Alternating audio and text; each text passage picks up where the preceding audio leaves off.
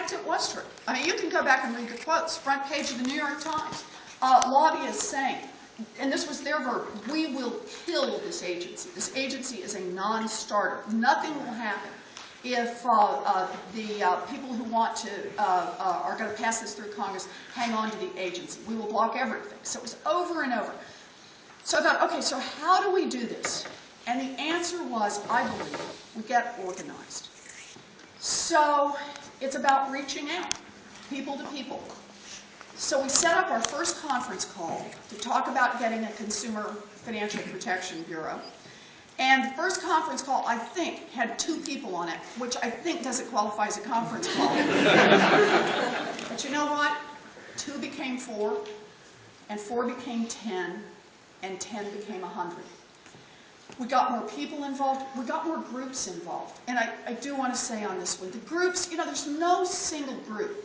The Political Action Committee for people who were cheated on their mortgages.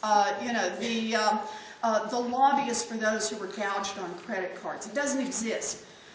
But a lot of groups said, I get the point about the consumer agency, and I can help out too. And I just want to say, God bless the AFL. They stepped in and put energy behind this. SEIU really moved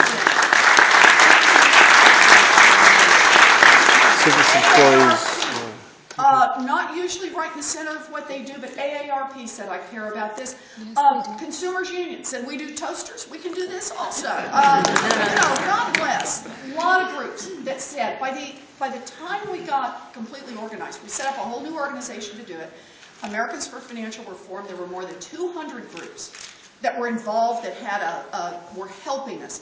And our conference calls got huge, and lots of bloggers, lots of people out there who pushed.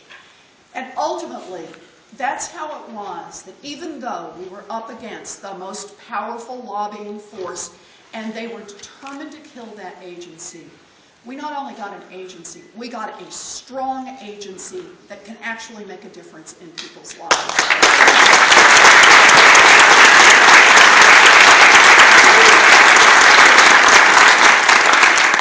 So here's the plan.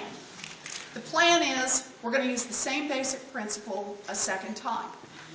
We're going to do this people to people across the Commonwealth of Massachusetts. We're going to make that change by reaching out. From me to you, from you to somebody you know, from somebody you know to somebody else.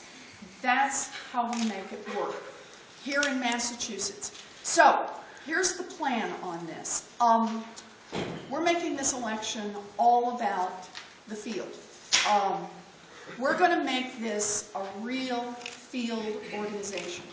And the reason we're going to do it is partly because that's how you make it work come election time. That's how you really get out there and make this happen. But partly because that's the heart of what this race is really about. This isn't about, we're all going to work and then there's going to be an election and that's the, like flipping the light switch moment.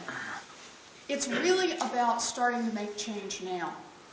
And we make change by making our voices heard. And we do that person to person, around a set of issues, around an upcoming election, around the choices we make as a country. So for me, this starts today, 1 year away from the election. This campaign itself starts making the difference. We hit the election, and we continue to make more difference on the other side of the election. So I want to introduce you to somebody who's absolutely critical to this process. Where are you? Oh, good. I just want to make sure you were there. We didn't lose him, okay, in the middle of this. And that's Matt Patton. Matt is the field director, and Matt's the one who really is going to put you to work and make sure that the work you do is connected and used in the most effective way possible. So I want you to be